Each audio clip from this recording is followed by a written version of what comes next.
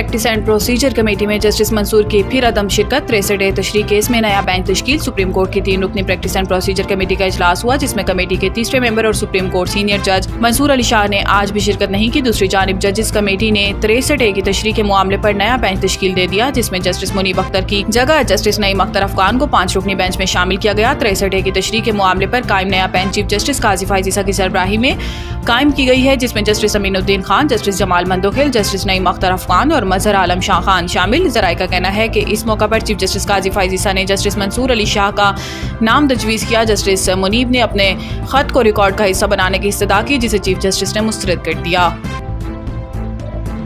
96 अरब revenue का shortfall IMF हदफ हासिल ना हो सका। हुकूमत के लिए सख्त टैक्स इक़दाम नागज़ीर।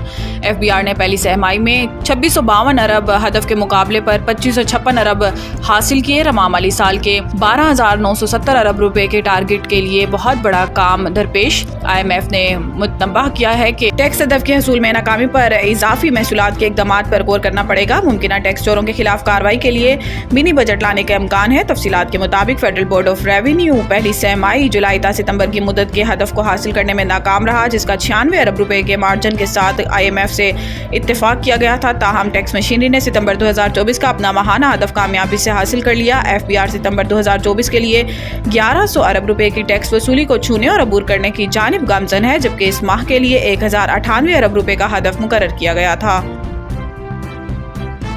मुल्क में सबसे ज्यादा टैक्स रिटर्न्स फाइल करने का नया रिकॉर्ड कायम।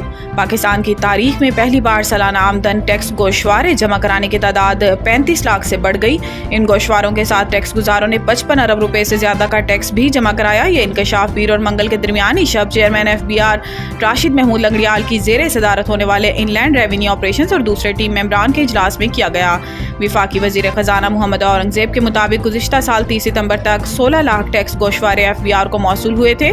इस तरह साल 2023-24 के सालाना टैक्स गोशवारे पिछले साल के मुकाबले में दुगना से भी ज्यादा जमा कराए गए थे। इन दुश्वारियों के अजाले के लिए चेयरमैन FBR ने विफाकी वजीर खजाना मोहम्मद औरंगजेब के साथ मुशावरत की और टैक्स गोशवारे जमा कराने की तारीख में 14 दिन की तौसीक की। वजीर दाखिला की मौलाना फजलुर रहमान को JUI का अमीर मुंतखब होने पर मुबारकबाद। विफाकी वजीर दाखिला मोहसिन नकवी ने जमीयत उलमा इस्लाम के सरबराह मौलाना फजलुर रहमान से मुलाकात की और इन्हें JUI का अमीर मुंतखब होने पर मुबारकबाद दी। मौलाना फजलुर रहमान की रिहाइश गाह पर होने वाली मुलाकात में JUI के सेक्रेटरी जनरल अब्दुल गफूर हैदरी भी मौजूद थे। मोहसिन नकवी ने मौलाना फजलुर रहमान और अब्दुल गफूर हैदरी के लिए नेक ख्वाहिशात का इजहार करते हुए कहा कि मौलाना फजलुर रहमान के पार्लियामान की बालादस्ती और जमहूरी इक़्तिदार के फ़रोग़ में नुमाया खिदमात हैं।